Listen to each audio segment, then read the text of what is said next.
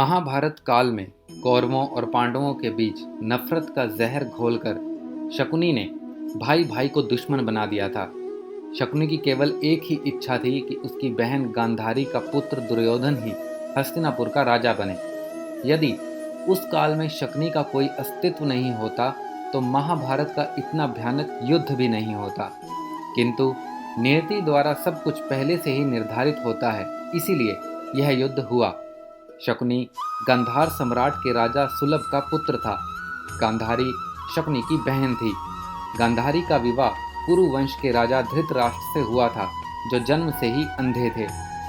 महाभारत में उल्लेखित है कि शकुनी कुरु वंश से नाराज था, क्योंकि जब एक बार हस्तिनापुर के सेनापति भीष्म ने धृतराष्ट्र के लिए गांधारी के विवाह का प्रस्ताव रखा तो गांधारी के पिता ने विवाह का प्रस्ताव स्वीकार कर लिया था। लेकिन उस समय किसी को यह पता नहीं था कि धृतराष्ट्र जन्म से अंधे हैं। इस बात का पता जब शकुनी को चला तो उसने इसका विरोध किया, लेकिन तब तक गांधारी ने धृतराष्ट्र को अपने पति के रूप में स्वीकार कर लिया था।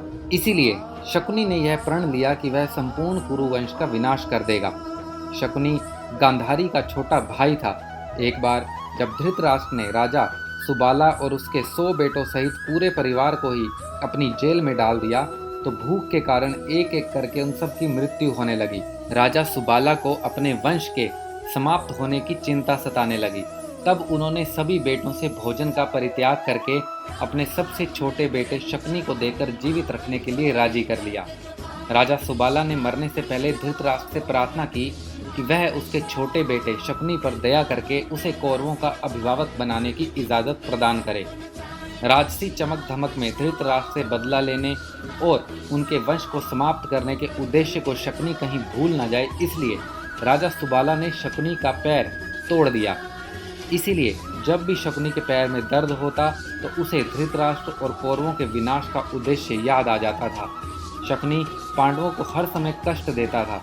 शकुनी ने पांडवों को मारने के लिए कई प्रकार की नीतियां रची, लेकिन वह हर बार नाकाम रहा। तो दोस्तों, ये थी हमारी आज की जानकारी। उम्मीद करते हैं आपको बहुत पसंद आई होगी।